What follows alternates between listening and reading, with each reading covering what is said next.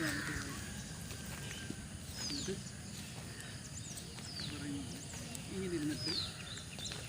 ഇരുന്നിട്ട് പതുക്കെ കാല് ഇങ്ങനെ ഉണ്ട്, അപ്പോൾ ആ ഓട്ടോമാറ്റിക്കലി ഇങ്ങനെ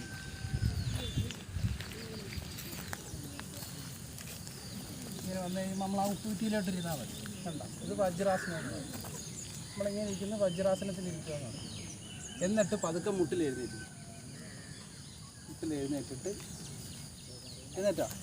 എന്നിട്ട് ഞാൻ ചെയ്യുന്ന പോലെ നോക്കണം. ആദ്യം ഇത് കണ്ടോ, ഇങ്ങനെ പിടിക്കുക, ഈ കൈ ഇങ്ങനെ കൊണ്ടുവരിക, എന്നിട്ട് കൈ ഇങ്ങനെ